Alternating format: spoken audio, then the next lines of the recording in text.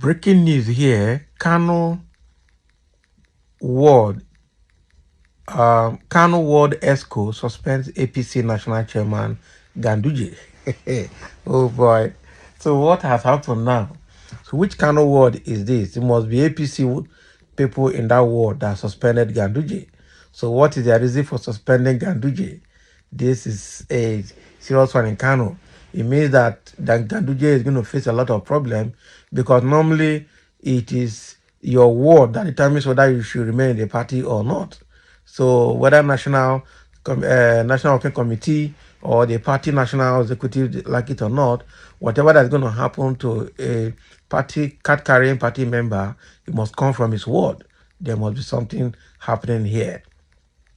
So why did they suspend Ganduje? Is it connected with the fraud case that is having in the court coming up April 17th? That the Kano State government had to sue Ganduje for fraud and for bribery. We don't know yet, so let's dive into the details to understand what actually transpired that led to the suspension of Ganduje.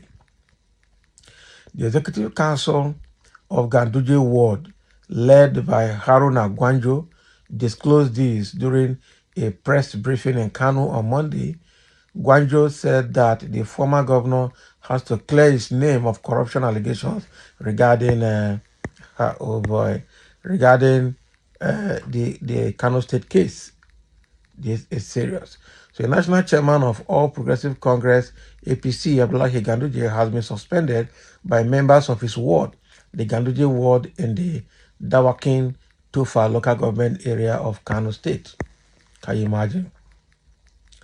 So the Executive Council of that Ganduje ward, led by Haruna Gwanjo, disclosed this during a press briefing in Kano on Monday. Gwanjo said that the former governor has to clear his name of corruption allegations regarding his long-standing dollar bribery video case. So we decided to suspend Dr. Ganduje from the party due to the seriousness of the allegations against him, Gwanzo stated. So he added that the suspension subsists until he clears his name from the allegations. Oh boy, this is serious. So the issue now is that this suspension is connected with the corruption allegation that he's having. You know, his nickname is Gandola because I think it was in the first tenure as governor of Kano State, we saw how he was stuffing dollar into his agbada, and it was also discovered that the dollar was a bribery proceed from contracts that he awarded. So, and the video has been circulating since when he was the governor till now, even though in APC, they say when you come to APC, all your sins are forgiven. And he did all those things when he was in NNPP also. Not NNPP. I think he became a governor as a PDP. From there, he switched to APC, something like that.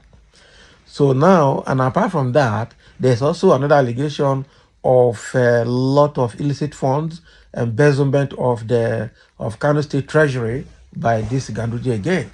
So based on all of these, Haruna Gwanjo, the chairman of his ward or something like that, had decided that they have to suspend him until he clears his name of all allegations. And we know that there's a court case coming up by April 17th where Ganduje will need to go to the court to go and defend himself. So now he has been suspended. What? How do we explain this? Ganduje in a deeper mess. Will APC close their eye to all these things? I think they have to do something about it. And somebody say maybe APC has accepted defectors from Wike's PDP camp, and Wike's political method has entered into the party. How? The time for formal humiliation of Ganduje has come, and no escape route for him.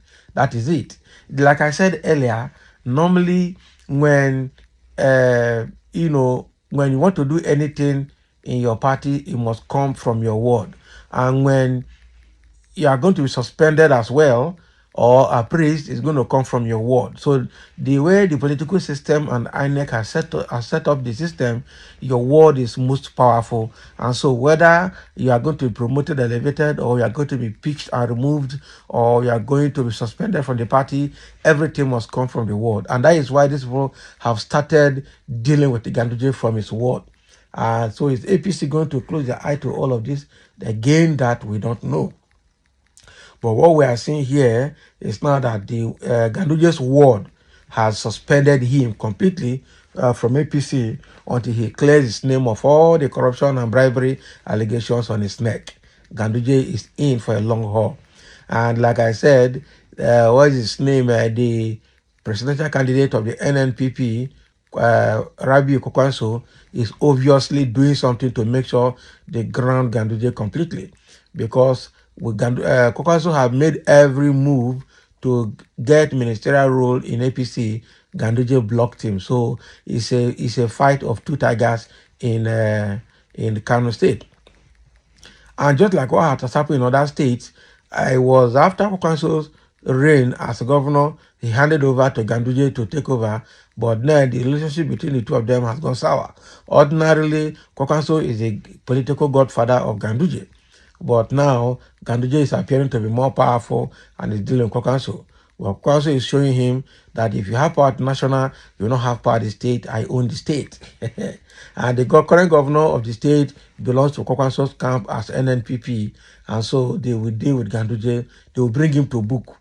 This corruption issue and this what do they call it, a dollar bribery issue that has been, that APC had to forgive him because when the heat was too much, Ganduje ran to APC and he was forgiven. I think the matter looks like the state is going to deal with it at state level, and it's going to be tough for him. Somebody said, Gandola, this suspension has been overdue even before he becomes the national chairman. Of course, everybody has been waiting for him to be dealt with for his behavior. But I tell you, nobody has done that now until NNPP had decided to do the needful. Everybody is praying for Ganduje to be properly prosecuted and sentenced where applicable. Of course, he can't run away. There are videos and there are pictures and there are media documents online that have been there for almost 8 years, if not more, that shows how Ganduje was stuffing dollars into his clothes and all the bribery. And the worst of all is that even the court case coming up 17th of April this month, there are already 15 people that are ready to testify against Ganduje. And that makes the whole thing very complex for him. Except Ganduje has equal or greater number of testifiers that will counter the testimonies, then that would be a different thing. But the way it is going, Ganduje might not find this easy to deal with.